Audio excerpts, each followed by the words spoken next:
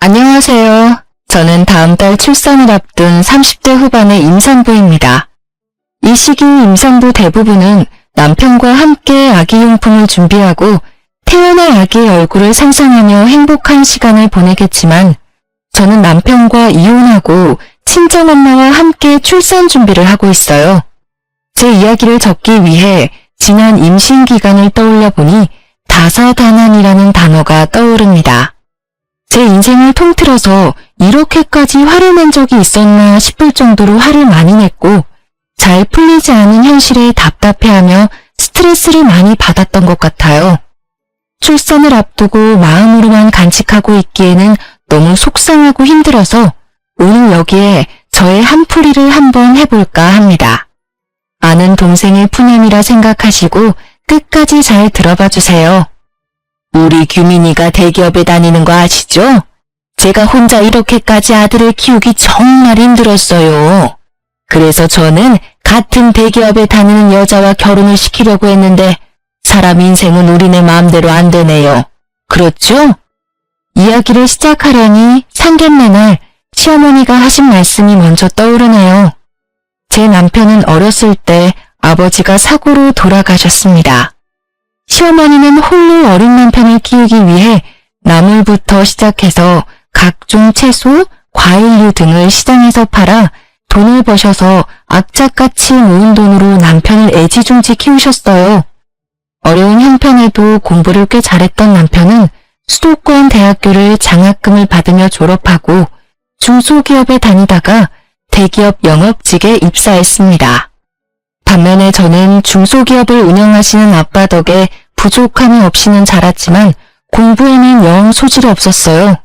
그래도 대학교는 입학해봐야겠다는 생각에 4년제 대학교에 진학했고 졸업한 뒤 친정아빠의 회사 격리부서에서 일하다가 친구의 소개로 남편을 만나게 되었죠. 남편과 저는 성격이 정반대였습니다. 저는 제 생각과 의견을 확실히 말하고 따질 건 따지는 성격이었지만 남편은 조심스럽고 자기 생각을 잘 말하지 않는 성격이었어요. 특히 시어머니의 말은 절대적으로 따르는 사람이었습니다. 저는 남편의 그런 모습이 가정적으로 보였어요. 그러나 친정 부모님의 생각은 달랐습니다. 상견례 내내 자기 아들 자랑하기에만 바쁜 시어머니, 그리고 시어머니의 말씀에는 무조건 순종하는 남편의 모습에 결혼을 반대하셨어요. 그때 부모님의 말씀을 듣고 결혼을 하지 말았어야 했는데 사랑의 콩깍지가 제대로 씌워진 저는 그 당시에 애타는 부모님의 마음이 하나도 보이지 않았습니다. 상견례를 마치고 집에 온 부모님은 걱정스러운 표정으로 저에게 한마디를 하셨어요. 너 꼭 이 결혼해야겠니? 엄마는 아무래도 너가 그 집으로 시집가면 시어머니와 남편의 등살에 너무 힘들 것 같아. 에이, 엄마, 나 못 믿어? 그동안 회사 사람들이나 거래처 직원들이랑 트러블이 있을 때도 대화로 잘 해결했잖아. 걱정하지 마. 우리 딸이 잘할 거라고 믿기는 하지만 그래도 회사 생활과 결혼 생활은 달라. 엄마는 너가 결혼하면 너무 고생할 것 같아. 너 시어머니 될 사람 말이다. 상견례 때만 해도 아들 자랑에 정신없는데 결혼하면 더 하지 않겠니? 엄마 말이 맞아. 아무리 내 자식이 제일 멋지고 잘나 보여도 그렇지 어떻게 상견례 자리에서 그렇게 아들 자랑만 한다니? 솔직히 우리는 너가 원하지 않는다면 결혼 굳이 시키지 않을 생각이다. 부모님은 끝까지 시댁에 대한 좋지 않은 감정을 드러내시며 결혼을 반대하셨지만 그래도 저는 저 자신이 똑부러지고 현명한 사람이라는 착각 속에 빠져 잘할 수 있다고 고집부렸어요. 결국 부모님은 마지못해 우리의 결혼을 허락하셨습니다. 이렇게 우여곡절 끝에 결혼식을 마치고 2주가 지난 주말이었어요. 남편은 회사에 밀린 일이 많다며 출근을 했고 저는 그날따라 너무 피곤해서 낮잠을 자고 있었습니다. 한참 단잠을 자는데 누군가가 문을 두드려서 나가보니 시어머니가 오셨더라고요. 진화야, 너는 남의 돈 벌어먹는 것이 얼마나 힘든 일인 줄 아니? 너는 그동안 너네 아빠 회사에서 마음 편하게 생활했겠지만 우리 규민이는 아니란다. 오늘만 해도 넌 너는 주말이라고 낮잠을 자지만 우리 아들은 회사에 출근해서 돈 벌고 있잖아. 얼마나 힘들겠니?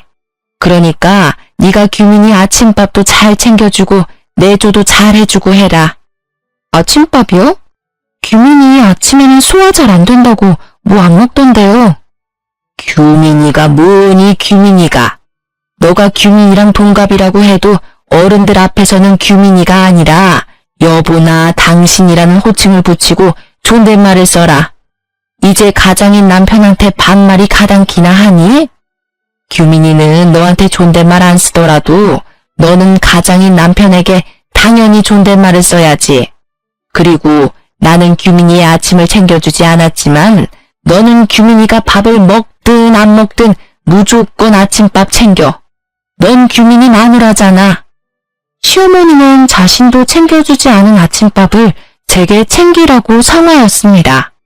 게다가 동갑인 남편에게 존댓말을 쓰라니 그저 황당했어요.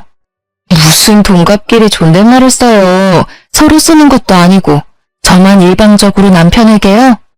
그리고 어머니도 챙겨주시지 않았던 남편 아침밥을 제가 왜 챙겨야 해요? 만약에 제가 일하지 않고 남편이 앞으로 아침을 먹겠다면 모르겠지만요.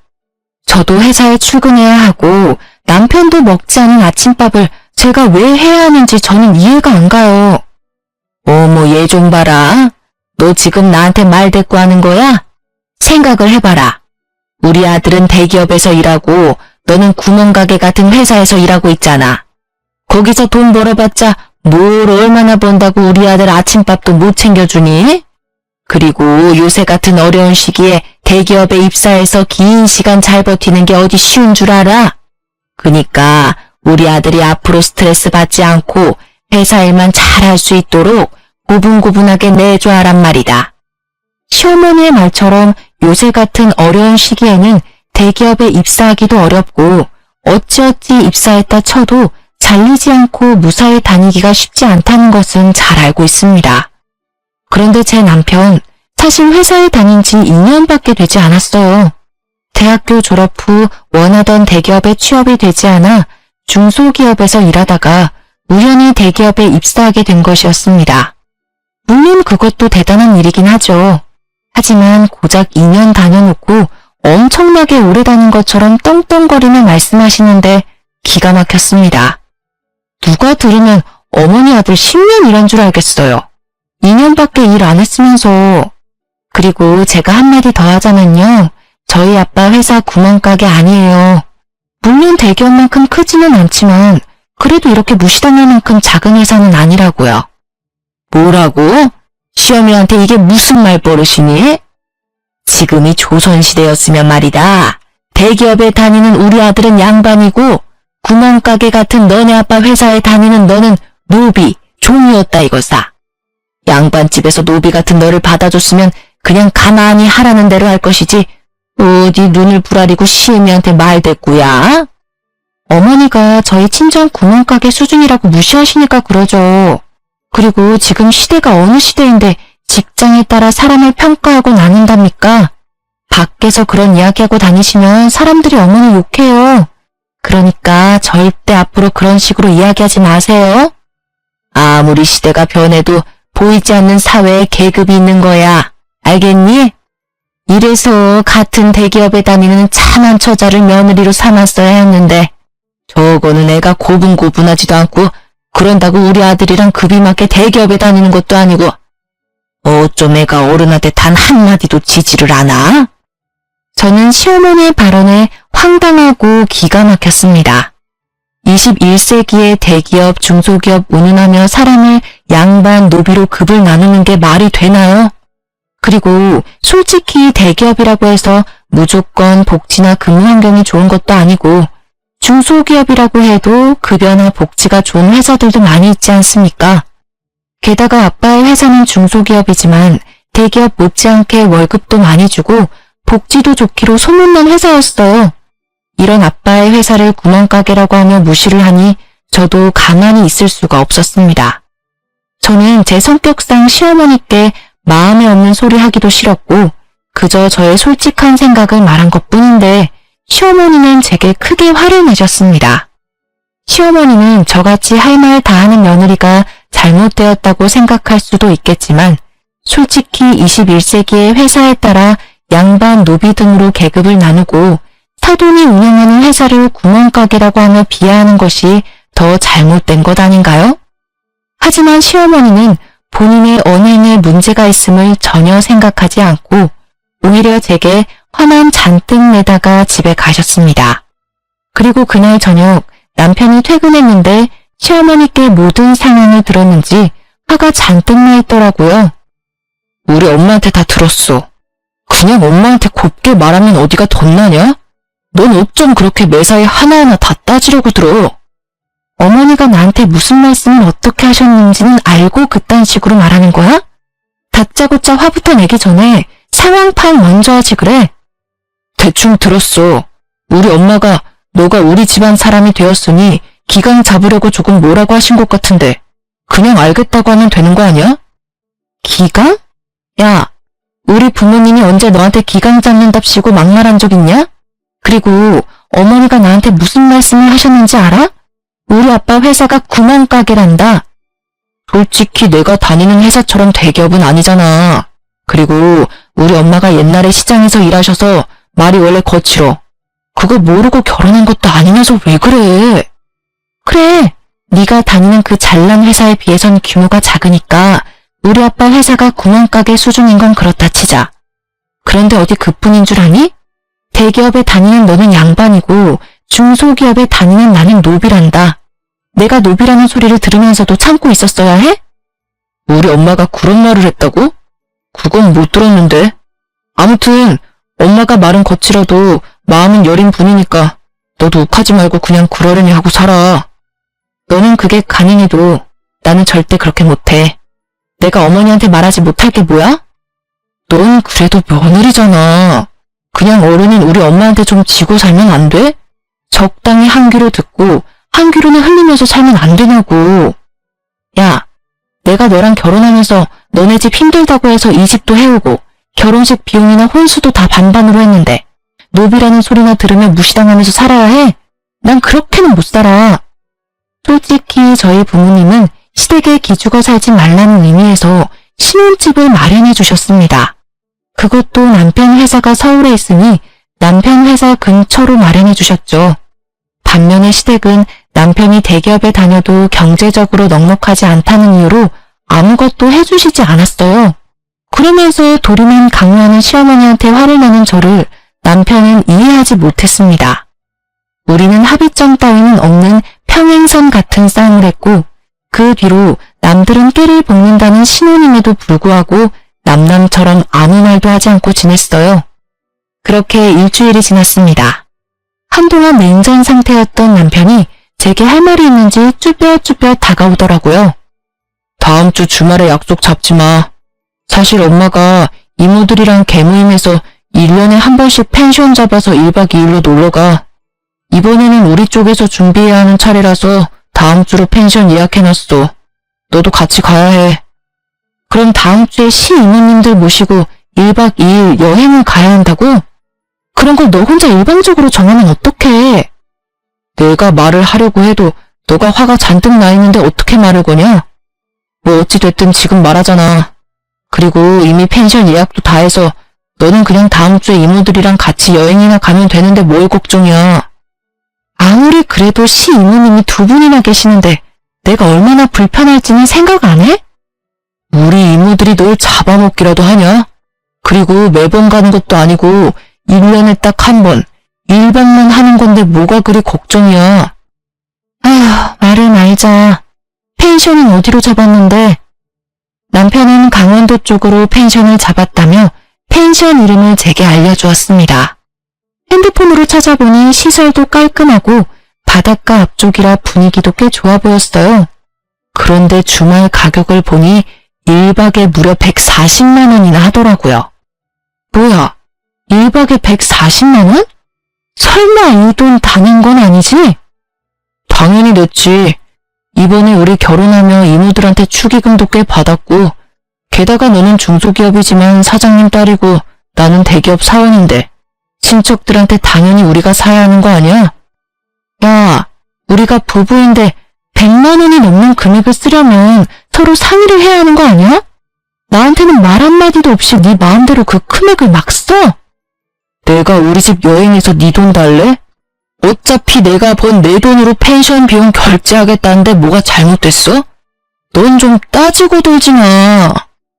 우리는 서로서로 이해하지 못했고 그 뒤로도 만나기만 하면 원수처럼 싸워댔습니다. 하지만 원래 신혼 때는 치약 짜는 것이나 양말 벗는 것과 같은 사소한 것으로도 많이 싸운다고들 하니까 남편과 저 또한 서로 맞춰가는 과정이라고 생각했어요. 그렇게 일주일 뒤 저는 시어머니와 시이모님들을 모시고 남편이 예약한 펜션으로 떠나게 되었습니다. 확실히 1박에 100만 원이 넘는 곳이라 그런지 시설이 정말 좋았고 그래서인지 시어머니도 시이모님들 앞에서 뿌듯해 하시는 것이 보였어요. 비싼 곳이라 그런지 정말 좋구나. 그런데 이거 누가 돈을 냈니? 당연히 내가 돈 냈지. 근데 왜요? 참나. 우리 아들 주말에도 쉬지 않고 일했는데 그 돈 쓰기 아까워서 그러지. 다음부터는 진아 네가 번 돈으로 펜션도 예약하고 하려무나. 저번에 그랬잖아. 너희 친정 구멍가게 수준 아니라고. 어디 너희 친정 수준 한번 봐보게. 다음 여행 때는 진아가 펜션도 직접 예약하렴. 그래. 우리 동생도 이제 좀 여유롭게 살아야지. 솔직히 우리 동생 그동안 혼자 규민이 키우면서 힘들었으니 이제 노년에는 며느리 효도 받으면서 살아야지 않겠어? 진아 너가 이제 시어머니 잘 모시고 여행도 좋은 곳에 여기저기 다니고 해. 맞아 진아야. 우리 엄마 고생 많이 하셨으니까 이제 우리 엄마한테 효도하면서 살아. 가재는 개편이라더니 시이모님들과 남편은 하나같이 시어머니한테 효도해야 함을 강조하셨습니다. 물론 시어머니가 그동안 혼자서 많은 고생하신 것은 충분히 알겠으나 그 고생을 하며 남편을 키운 거지 저를 키운 건 아니잖아요. 막말로 시어머니가 저 아기 때 저를 돌봐주신 것도 아니고 제가 학교 다닐 때 학비를 대주신 것도 아닌데 제가 왜 시어머니한테 효도할 것을 강요받아야 하는지 이해가 잘 되지 않았습니다. 시간이 벌써 6시네. 배고프다. 얼른 저녁 먹자. 며느리야, 너 이름이 뭐였더라? 아무튼 얼른 고기 굽고 해라. 제 이름 진화야, 이진화. 진화야, 다들 배고프니까 얼른 준비해라. 아들은 운전하느라 피곤했지? 방에 들어가서 좀 자고 있어. 밥 다 되면 내가 부를게. 알았어. 운전했더니 피곤하긴 하네. 그럼 나 조금만 잘 테니까 밥 다 되면 불러줘. 시어머니는 남편에게는 방에 들어가라고 하고 제게는 저녁상을 준비하라고 시키셨습니다. 솔직히 저희 친정은 항상 다 같이 식사를 준비하고 여행 왔을 때는 아빠가 거의 요리를 하셨거든요. 그런데 아무도 일어나지 않고 제게만 이것저것 음식을 시키며 빨리 밥을 달라고 재촉하셨습니다. 솔직히 기분이 좋지는 않았지만 그래도 시어른들을 모시고 처음으로 여행을 온 것이니 잘 보이고 싶은 마음에 저 혼자 저녁을 준비를 했어요. 아직도 멀었니? 우리 백가죽이 등에 붙겠다. 저 혼자 하려니 시간이 늦어지네요. 많이 배고프시면 어머니도 오셔서 좀 도와주시겠어요? 지금 며느리가 시어머니한테 일을 시키는 거야? 요새 참 세상이 편해졌나 보네. 나는 젊을 때 시어머니 말에 찍소리도 못했는데. 시어머니와 시이모님들은 배고프시다면서 손 하나 까딱하지 않으셨고 결국 저 혼자 모든 음식을 준비해야 했습니다. 얼추 준비가 다 되자 시어머니는 방에서 자고 있던 남편을 불렀어요. 저는 제가 모든 준비를 했으니 남편이 고기를 구워줄 것이라는 생각에 남편에게 집게와 가위를 건넸습니다. 진아야, 뭐하니? 얼른 고기 구워. 설마 고기 우리 아들이 구우라고 집게를 건네는 거야? 우리 아들 여기까지 운전하고 와서 피곤해. 그러니 너가 하렴. 시어머니는 당연하다는 듯 저에게 고기 굽기를 시키셨고 분위기상 어쩔 수 없이 제가 불판 앞에 서게 되었습니다. 고기를 굽는데 제게 그 누구 하나 쌈을 싸주거나 고기 한 점 먹어보라고 말하지 않더라고요. 남편이라는 작자 역시 자기 입으로 고기 넣고 술 먹기 바빠 저는 보이지 않는 듯 했습니다. 애미야, 고기가 다 떨어져 가는데 고기 아직 멀었니? 얘가 왜 손이 느리니? 그리고 상추도 다 떨어졌으니 좀 씻어오느라. 쌈장도 없다. 쌈장도 덮어와. 오는 길에 소주도 부탁해. 그 자리에 있는 모두는 저를 여기서 일하는 직원 정도로 생각하는 것 같았고 순간 저는 여기서 이런 사람들을 위해 왜 고기를 굽고 있어야 하는지 모르겠더라고요. 너무 화가 난 저는 집게를 내려놓고 그들에게로 다가갔습니다. 저는 직원이나 도우미로 온 것이 아니에요. 왜 저만 고기를 굽고 잔심부름을 해야 하죠? 제가 일한다고 일당을 받는 것도 아닌데요. 장규민, 너 고기 먹을 만큼 먹었으니까 이제 네가 직접 해. 우리 아들 평일에도 힘들게 일하는데 너는 여행 와서도 꼭 우리 아들을 잡아야 속이 후련하니? 이 집 며느리 성격이 장난 아니네. 그럼 여기서 고기를 네가 구워야지 누가 구워? 평일에는 일하고 오늘은 운전하느라 힘든 우리 조카가 굽니? 아니면 나이든 우리가 굽니? 일할 사람이 너 말고 또 누가 있어? 원래 이런 데서는 당연히 며느리가 해야 하는 거야. 죄송한데 저는 온 가족이 다 함께 식사 준비하는 집안에서 자라서 이모님 말씀대로 하지는 못하겠네요. 그리고 자꾸 남편은 평일에 일하느라 바쁘다고 하시는데 저도 평일에 일하느라 바쁘고 피곤해요. 그래봤자 너네 부모님이 운영하는 코딱지만한 회사인데 거기서 일해봤자 무슨 일을 얼마나 한다고. 야, 원래 며느리는 시댁에서 일하는 사람이야. 잘 알지도 못하면서. 빨리 네 자리 가서 고기나 구워. 분위기 깨지 말고. 저는 이런 대우 받으며 이 자리에 더는 못 있겠네요. 그리고 제가 여기 있어서 분위기가 깨지는 것 같으니 저는 집으로 가겠습니다. 저 빼고 가족끼리 좋은 시간 보내세요. 참, 밤이라서 버스가 없으니 제가 자동차 끌고 갈게요. 내일 새벽부터 버스 다닐 테니까 알아서 버스 타고 오세요. 저는 방에 들어가 제 짐과 차 키를 챙겨 펜션을 나왔습니다. 남편과 시어머니는 저를 붙잡으려 했지만 화가 잔뜩 난 저는 도무지 그 자리에서 1분 1초도 같이 있을 수 없었어요. 아무리 며느리이고 어른을 공경해야 하는 젊은이라고는 하지만 저를 가족이 아닌 직원 정도로 보는 사람들과 저의 황금 같은 주말을 보내기는 싫었습니다. 집으로 가는 길에 남편과 시어머니가 돌아가며 전화를 수십 통을 했지만 저는 받지 않았어요. 그렇게 2시간 정도 달려 빈 신혼집에 도착한 저는 혼자 맥주 한 캔을 먹고 잠이 들었습니다. 그리고 다음날 밤이 다 돼서야 남편이 화를 잔뜩 내며 집에 왔어요. 야, 집에 가려면 그냥 갈 것이지 차는 왜 가지고 가? 너가 차 가지고 가는 바람에 이모님들이랑 엄마 짐 들고 오느라 얼마나 힘들었는지 알아? 그건 그렇고 우리만 고기 먹은 게 그렇게 속상했어?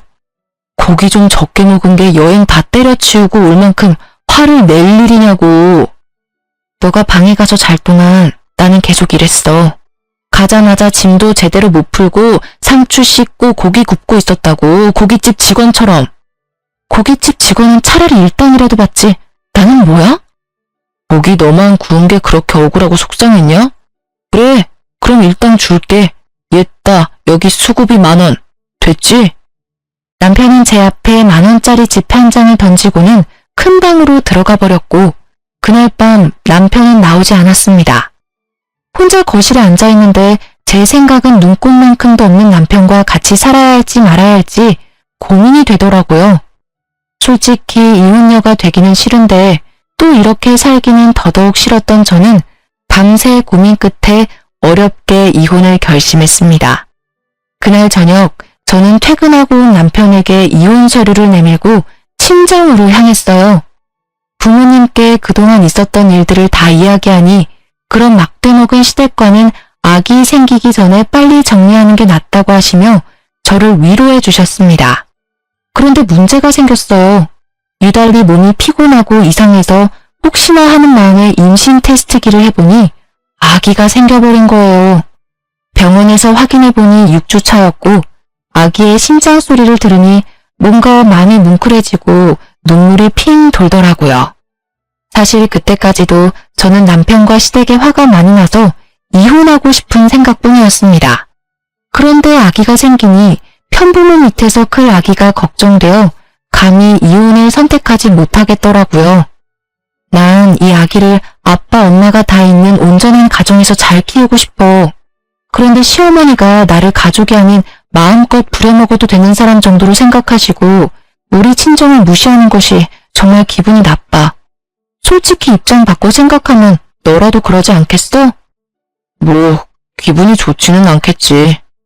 그래서 말인데 나 임신할 기간만이라도 스트레스 받지 않게 너가 중간 역할 좀 잘 해줄래? 시어머니가 나한테 친정 무시하는 발언하지 못하도록 너가 좀 도와줘야겠어.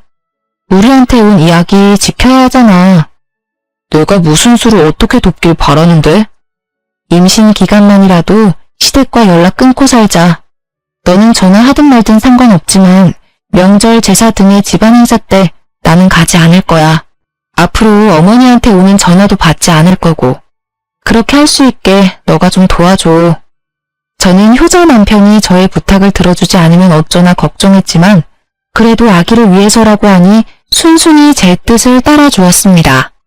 앞으로는 시어머니와 제 사이에서 중간 역할 잘하겠다고 굳게 약속까지 했어요. 그런 남편을 저는 믿었고 한동안은 나름 행복했습니다. 그렇게 임신 5개월 정도가 되었어요. 그날 남편은 친구들을 만나러 나갔고 저는 주말이라 부모님과 함께 집에서 쉬고 있었습니다. 밥을 먹고 거실에 앉아 과일을 먹는데 그다지 반갑지 않은 전화가 왔어요. 바로 시어머니였습니다. 저는 전화를 받지 않으려고 했지만 계속 전화를 하시는 통에 어쩔 수 없이 받았어요. 야, 너는 아무리 임신을 했어도 그렇지 어떻게 시어머니한테 전화 한 통 없냐? 너 지금 나랑 연락 안 한 지 무려 6개월 넘었어. 정말 연 끊고 살 거야? 규민이한테 다 들었다. 너가 임신 기간에 나랑 연락 끊고 싶다고 했다길래 화가 많이 났어. 어디서 며느리가 시어미한테 연을 끊자는 이야기를 해? 하지만 그래도 너가 유산할 수도 있는 임신 초기니까 그냥 참았어. 그런데 이제 어느 정도 안전 게 아니니? 그럼 알아서 죄송합니다 하고 연락을 해야지. 화가 난 시어머니의 목소리가 어찌나 큰지 스피커폰으로 하지 않아도 옆에 계시던 부모님께 똑똑히 잘 들릴 정도였습니다. 이어서 시어머니는 저에게 하지 말아야 할 소리를 하시기 시작하셨어요. 야, 네 뱃속의 자식 딸이야 아들이야? 딸이면 굳이 필요 없으니까 지워버리고 아들이면 출산해라. 알겠니? 요새는 아기 지우면 불법이에요. 어떻게 그런 소리를 아무렇지도 않게 하세요? 너는 꼭 내가 한마디 하면 100마디는 하려고 하더라. 그냥 좀 시어미 말에 토달지 말고 내 할 수는 없는 거야? 그리고 요새 젊은 사람들 아기 낳고 지 부모한테 자기 아기를 맡긴다더라. 나는 절대 그렇게 못하니까 애기는 네가 회사를 때려치우든지 해서 네가 직접 봐. 어린이집도 보내지 말고 네가 직접 보라고. 알겠어?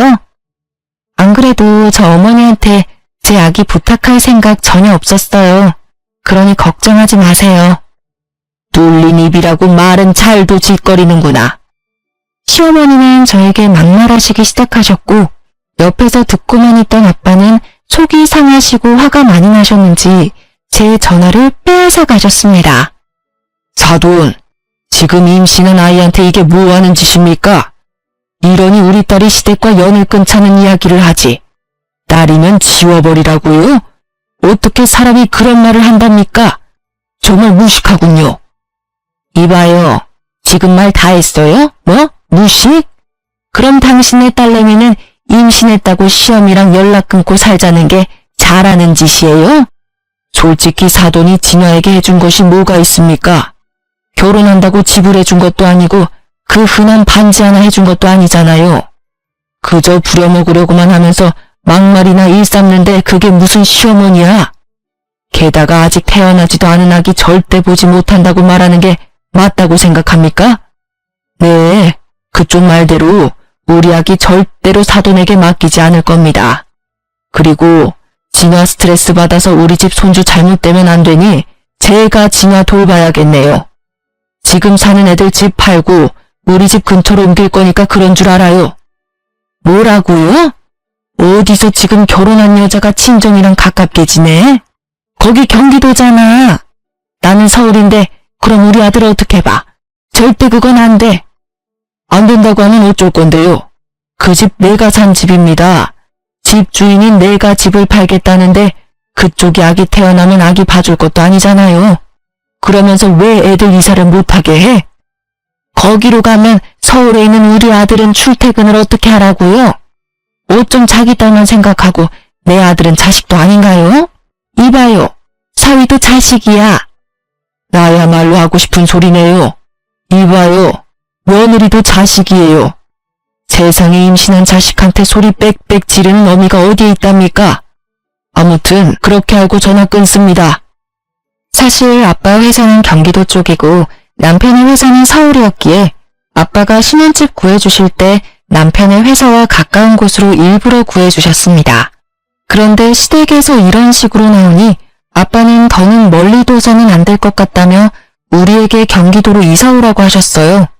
솔직히 처음에는 홧김에 하시는 말씀인 줄 알았습니다. 그런데 한 달 뒤 친정집 근처에 꽤 괜찮은 신혼집을 구해주셨고 결국 우리는 남편 회사에서 2시간 30분이나 걸리는 곳으로 이사를 하게 되었습니다. 남편은 처음에는 너무 멀다고 반대했지만 집에 대한 지분이 전혀 없기에 찍소리 못하고 따라왔죠. 그런데 출산 3달을 앞두니 배가 많이 나와 점점 힘들었고 집에 있는 남편에게 도와달라고 했지만 남편은 자신도 바쁘다며 신경도 써주지 않았어요. 주말에 친정에서 부모님과 함께 보내고 있는데 시어머니한테 전화가 왔습니다. 니네 부모 옆에서 사니까 좋냐? 너 오늘이 무슨 날인지는 알아? 무슨 날인데요? 어머니 생신도 아니고 남편 생일도 아니잖아요. 네 시아버지 제사이다. 며느리가 돼서 어떻게 그런 것도 모르니? 그니까 얼른 우리 집으로 튀어와. 참, 우리 아들은 너네 아빠 때문에 매일 5시간씩 출퇴근하느라 힘들 테니 반드시 너 혼자 와라. 알겠니? 시어머니는 오늘 제사이니 오라는 말만 하시고 끊으셨습니다. 사실 저는 전날 병원 검진에서 임신성 당뇨에 저혈압이 심하다며 되도록 멀리 다니지 말라는 주의를 들었어요. 그래서 배가 잔뜩 나온 이 몸으로 서울까지 가기에는 무리였습니다. 게다가 제가 시댁에 가면 가정부처럼 일만 하다 올 것이 뻔했고 무엇보다 아버지 제사에 아들인 남편도 참석 안 하는데 얼굴 한 번 못 본 제가 굳이 갈 필요는 없잖아요. 그래서 저는 시댁에 가지 않고 친정에서 낮잠을 잤어요. 그렇게 3시간 정도 지났으려나요? 계속 들리는 진동소리에 잠이 깨서 핸드폰을 보니 시어머니가 전화를 100통이나 하셨더라고요. 지금 전화 받아봤자 욕설만 들을 것이 뻔하기에 저는 계속 울리는 핸드폰을 받지 않았습니다. 그리고 잠시 후 누군가 친정집의 대문을 두드렸어요. 엄마가 깜짝 놀라 문을 열어보니 문 앞에는 시어머니가 계셨고 화가 난 표정으로 제 이름을 부르셨죠. 이진화, 너 이 시어미 말이 말 같지가 않냐? 너네 시아버지 오늘 제삿날이니까 당장 튀어오라고 했어 안 했어? 그런데 너는 친정에서 퍼질러 잠이나 자? 내가 그렇게 우습니? 시어머니는 저의 머리채를 잡고 흔들어댔고 그 모습에 놀란 엄마는 시어머니를 밀쳐냈어요. 다돈, 아무리 그래도 어떻게 임신한 아이 머리를 잡는답니까? 그리고 우리 진아 지금 몸이 안 좋아요. 서울까지 갈 몸 상태가 아니라고요. 그건 내 알 바 아니고 며느리면 당연히 시댁 제사에 하늘이 2쪽이나도 참석해야 할 거 아니야. 이렇게 며느리 돌이 못할 거면 이혼해. 나도 너 뱃속에 자식 따위 필요 없다. 이혼이요? 알겠습니다. 이혼할게요. 안 그래도 며느리 집안 노비로 보는 어머니랑 중간 역할 제대로 하지도 못하는 남편 때문에 힘들었는데 잘 됐네요. 아기에게는 아빠와 엄마가 같이 있는 환경이 좋을 것 같아 어떻게든 살아보려고 했었는데 이런 시어머니와 남편 밑에서는 아기가 보고 배울 게 하나도 없겠네요. 시어머니는 제가 덥석 이혼하겠다고 하자 잠시 당황하는 기색을 내비쳤습니다. 그래도 이미 내뱉은 말을 취소할 수는 없겠는지 오히려 더 큰 소리를 내시더라고요. 그래, 잘 됐네. 사실 그동안 우리 아들은 대기업 다니는데 며느리는 이름도 모르는 하찮은 회사 다녀서 부끄러웠다. 이참에 너네 둘이 갈라서고 우리 아들이랑 급이 맞는 대기업 며느리 한번 얻어서 자랑 좀 하고 다녀보자. 대기업 아들의 며느리요? 아들이 말 안 했나 보죠? 어머니, 이를 어째요? 이제 그쪽 아들 대기업 직원 아니에요. 뭐? 뭔 소리야? 우리 아들 대기업 잘 다니는데 무슨 소리를 하는 거야? 임신하더니 정신도 나버렸니? 시어머니는 여전히 남편이 대기업에 다니고 있는 줄로만 알고 계셨습니다. 저는 원래 시어머니와 따로 연락을 안 했는데 남편 역시 자신이 회사에서 잘린 사실을 말하지 않았던 것이죠. 어머니, 아니지. 아줌마의 그 대단한 아들이요. 매일 지각해서 회사에서 권고사직 당했어요. 그 잘난 대기업에서 잘렸다고요. 아시겠어요? 시어머니는 제 말을 끝까지 믿지 못하겠다고 하며 친정집을 박차고 나가셨습니다. 사실 경기도로 이사하고 남편은 2달도 안 돼서 해고당했어요. 남편이 하던 일이 영업이라 거래처와의 신뢰가 정말 중요한데 남편이 중요 거래처와 미팅을 늦게 와서 거래가 여러 번 취소되었다고 해요. 솔직히 더 젊고 능력 좋은 사람들이 줄 서서 기다리는 대기업에서 기업 이미지 깎아먹는 남편을 계속 데리고 있을 필요는 없잖아요. 그래서 권고사직을 당하게 되었죠. 반면 저는 여전히 아빠 회사에서 일하고 있었습니다. 그날 저녁 부모님은 남편을 불러 둘이 당장 이혼하라고 하셨어요. 저는 알겠다고 했으나 남편은 그래도 아기가 생겼는데 죽어도 이혼 못해주겠다고 고집을 피우더라고요. 뱃속의 아기를 생각한다는 사람이 너네 엄마 하나 제대로 막지 못하냐? 솔직히 너네 엄마가 그동안 나한테 얼마나 막말을 했어? 게다가 오늘은 너네 아빠 제사인데 오지 않았다고 여기까지 쫓아와서는 내 머리채를 잡더라. 나는 내 자식이 이렇게 폭력적이고 말도 무식하게 하는 어머니를 닮을까봐 무서워. 앞으로는 내가 잘할게. 그러니까 제발 나 한 번만 봐주라. 우리 아기 아빠 없는 자식으로 키울 거야? 요새 여자 혼자 아기 키우기가 얼마나 힘든데. 너같이 무능하고 엄마만 알고 자기 가족들은 모르는 사람을 아빠로 두는 것보다는 나 혼자 아기 키우는 게 훨씬 더 나은 것 같아. 그러니까 헛소리 그만하고 우리 이제 갈라서자. 그러게 처음부터 잘했어야지. 짐 안 빼면 네 집 모조리 다 버릴 테니까 그런 줄 알아. 남편은 무릎까지 꿇으며 이혼하기 싫다고 하며 빌었지만 저는 이미 남편에 대한 신뢰를 잃었기에 하루라도 같이 살 수가 없었습니다. 그렇게 남편은 한참을 울며 빌다가 친정에서 나갔고 저는 그날 밤 친정에서 잠을 잤어요. 다음날 회사를 마치고 신혼집에 가보니 여전히 남편의 짐들이 있었습니다. 확 버리려다가 그래도 최소한의 예의는 지키고 싶어서 남편의 짐을 대충 구겨넣고 시댁에 퀵으로 보내버렸어요. 이혼 서류와 함께요. 그리고 저는 신혼집의 비밀번호도 바꿔버리고 친정으로 갔습니다. 그렇게 3시간 정도 뒤 시어머니한테 전화가 왔어요. 아가야, 그동안 내가 정말 미안했다. 이 늙은이가 정신줄을 놨나 보다. 정말 미안해. 그러니까 그만 화 풀고 우리 아들 좀 받아주면 안 될까? 내가 손주도 잘 돌봐주고 이제는 너에게 막말도 하지 않을게. 정말 너를 내 딸로 여기며 평생을 받들며 살게. 그러니까 한 번만 화 좀 풀어주렴. 이미 신뢰도 잃고 같이 살 이유도 없는데 제가 왜 그래야 하죠? 저는 아줌마와 아줌마 아들과 더는 대화할 이유도 가치도 없습니다. 말 길어져봤자 피차 좋지 않을 테니 전화 끊을게요. 시어머니는 저를 어떻게든 붙잡고 싶었는지 말을 더 하려 했지만 저는 그냥 끊어버렸습니다. 그 뒤로 저는 경기도의 신혼집을 팔아버렸고 이렇게 저와 남편은 이혼하게 되었어요. 내심 여기에 있는 사연들처럼 남편이 이혼 못하겠다고 버텨서 소송까지 가면 어쩌나 했거든요. 그런데 다행히 남편이 깔끔하게 협의 이혼을 하더라고요. 대충 알아보니까 이혼 소송을 하는데 드는 돈이 한두 푼이 아니라면서요. 아마 남편은 백수의 집도 없고 위자료를 내줘야 할 판국이 되니 울며 겨자 먹기로 어쩔 수 없이 합의해 준 것 같았습니다. 그리고 지난주 남편이 친정집으로 저를 찾아왔습니다. 아주 꾀질지한 모습으로요. 무슨 일이냐고 물으니 남편이 대뜸 제 손을 잡는 거예요. 진아야, 나 좀 살려줘. 사실 우리 엄마가 화장실에서 얼마 전에 쓰러지셨어. 그래서 지금 사경을 헤매고 있는데 병원비가 한 푼도 없어. 제발 불쌍한 사람 돕는다 생각하고 병원비 좀 주면 안 될까? 어? 그럼 내가 정말 평생 널 은인으로 생각하고 살게. 어머, 어머니께서 그리 되셨어? 어쩌면 좋아. 너 회사도 잘리고 많이 힘들었겠다. 잠깐만. 저는 집 안으로 들어와 제 지갑을 꺼냈어요. 그리고 지갑 안에 있던 10,000원을 꺼내 들었습니다. 이를 어쩌나? 지갑에 10,000원밖에 없네? 옛다 병원비. 이거 갖고 가서 잘 치료해드려. 야, 장난해? 우리 엄마가 사경을 헤맨다는데 이러고 싶어?